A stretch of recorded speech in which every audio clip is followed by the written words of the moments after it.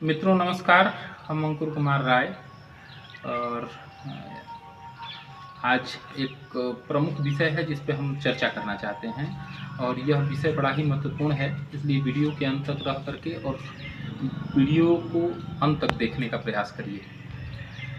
मित्रों, आज जो है बाढ़ की स्थिति पूरी तरह से बनी हुई है और बहुत विकट समस्या के रूप में बाढ़ चारों तरफ से लगभग हर ज़िले में गांव-गांव तक पूरी तरह से पानी भर चुका था। गंगा नदी का, अन्य नदियों का भी जो है बाढ़ आया हुआ था, चारों तरफ से घिरा हुआ था। और इस बाढ़ के दो मुख्य जो है लक्षणों पे हम बात करेंगे, एक स्थूल और दूसरा सूक्ष्म। देखिए, हम कोई भी बात करते हैं, हमारा एक स्लोगन होता है, हम कोई भी बात तर्क, तथ्य और प्रमाण की कसौटी पर कस करके बात करते हैं। फालतू बात करने का हमको आदत भी नहीं है। हम जो भी बात करते हैं वो तर्क और तथ्य और प्रमाण के आधार पे ही करते हैं। तो आइए बाढ़ के विषय में थोड़ा सा बात कर लेते हैं। बाढ़ जब आता है तो किसानों के बहुत सारे जो है फसलों को नष्ट कर देता है तुरंत का। और उसके बाद जो है होता क्या है कि बाढ़ जाता है तो वो किसान को मिट्टी की उपजाऊ शक्ति तो बढ़ती है, लेकिन तुरंत में जो फसल लगे रहते हैं उसको नष्ट कर देता है। दूसरी बात, घरों में पानी घुस जाता है, बहुत सारे कीट पतिंगा जो है घरों में घुस जाते हैं। दूसरा समस्या ये होता है कि पशु पूरी तरह से जो है डिस्टर्ब हो जाते हैं, जो पशु का पालन करते हैं। पशुओं के लिए चारा वगैरह जो किए रहते हैं, चारा पूरी तरह से नष्ट हो जाता है। तो ये सारी समस्याएं जो है लोगों के सामने, स्थूल समस्याएं लोगों के सामने विकट रूप में सामने आती हैं। लेकिन उससे जो गंभीर समस्या है, अभी जिनके घरों में पानी नहीं गया है वो तो स्थूल समस्या से बच जाते हैं, जो खेती नहीं करते हैं वो भी स्थूल समस्या से बच जाते हैं। लेकिन सूक्ष्म समस्या मित्रों किसी को नहीं छोड़ती है। बाढ़ जब आता है, पानी चारों तरफ से पूरी तरह से भर जाता है। होता क्या है कि उसमें पौधे सड़ते हैं, कई सारे जो है जीव जंतु उसमें मर जाते हैं।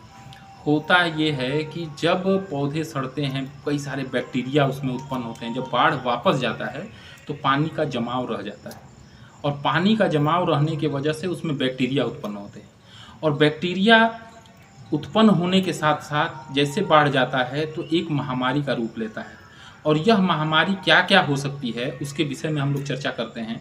जैसे कि चर्म रोग, बाढ़ जाने के बाद चर्म रोग बहुत तेज़ी से फैलता है। दूसरा है एक वायरल फीवर भी बहुत तेज़ी से बढ़ता है। तीसरा है कि जैसे मतलब घर पूरा घर जो है सर्दी जुखाम बुखार एक आदमी को हुआ तो धीरे धीरे वायरल रूप लेते हुए पूरे घर को जो है अपने आगोश में ले लेता है। तो ये सारे होता क्या है कि ये जो बैक्टीरिया उत्पन्न होते हैं, वायरस उत्पन्न होता है, इसी वायरस की वजह से ये लक्षण होते हैं, महामारी आता है।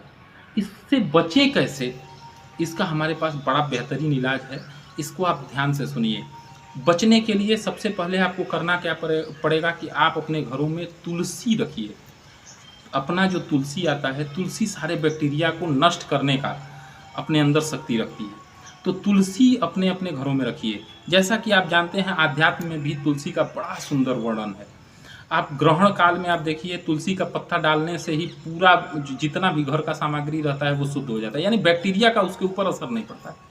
तो तुलसी ड्रॉप अपने अपने घरों में आप रखिए और प्रत्येक दिन तुलसी का प्रयोग करिए। पानी पीजिए तो उसमें तुलसी डालिए। कोई तेल लगाते हैं, जैसे आप बाहर जाते हैं शरीर में अगर पानी टच करता है तो तुरंत जो है आयल में तुलसी डाल करके उसका प्रयोग करिए। तो तुलसी प्रत्येक लोग यूज करिए, घर में सबको पिलाइए।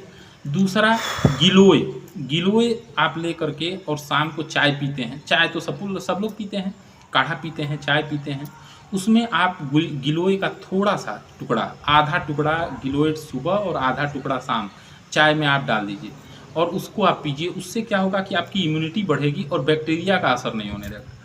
तीसरा, अपने घरों में आप काल मेघ सिरप रखिए। काल मेघ सिरप इतना बेहतरीन सिरप है, चिरायता का बना हुआ जो है काल मेघ क्वाथ सिरप है, और उसको आप 5 ml, अगर बुखार आपको हो गया है तो 10 ml, अगर बुखार नहीं हुआ है तो 3 से 5 ml सिरप आप रात में सोते समय जरूर ग्रहण करिए। इससे क्या होगा कि आपको बुखार नहीं होगा, आपको सर्दी जुकाम नहीं होगा, वायरल फीवर आपके अटैक नहीं करेगा, आपके बगल वाले घर में अगर वायरल फीवर पूरी तरह से आगोश में लिया है तो आपको नहीं होगा, आपके घर में कभी नहीं वो उसका असर होगा। और दूसरा, इसमें सबसे बेहतरीन चीज़ क्या है कि चर्म रोग नहीं होगा किसी तरह का। अगर आप तुलसी का प्रयोग करते हैं किसी तेल में, कोई भी तेल आप अपने शरीर पे अगर इस समय लगाते हैं, उसमें 2 बूंद यदि तुलसी का डाल लें तो आपको चर्म रोग नहीं होने देगा। यानी कितना भी बाढ़ का कोई भी असर सूक्ष्म रूप से आपको होने नहीं देगा। इसलिए आप 3 प्रोडक्ट आप अपने घरों में जरूर रख लीजिए, तुरंत का तुरंत बिलिंग करा करके 2 दिन 4 दिन के अंदर तुरंत बिलिंग कराइए और इन प्रोडक्टों को अपने घर में रखिए। क्या क्या? पहला तुलसी, दूसरा गिलोय और तीसरा कालबेग सिरप। इन तीनों को यदि आप बिलिंग करा करके और तुरंत अपने घर में ले लेते हैं, और बच्चों से लेकर के बुजुर्गों तक, बूढ़ों तक सबको जो है इन तीनों प्रोडक्टों का प्रयोग यदि आप करते हैं तो बाढ़ का सूक्ष्म रूप से कोई भी असर आपको होने नहीं पाएगा। दूसरा, बरसात का भी असर आपको नहीं होगा। तो धन्यवाद। हम आशा करते हैं कि जितने भी लीडर हमारे यहाँ काम करते हैं, जितने भी हमसे जुड़े हुए लोग हैं, ये सारे प्रोडक्टों को लेकर के अपने तो सुरक्षित होंगे, अपने पूरे परिवार को सुरक्षित करेंगे और जो भी आपके संपर्क में आता है उन सारे लोगों को सुरक्षित रखेंगे। धन्यवाद।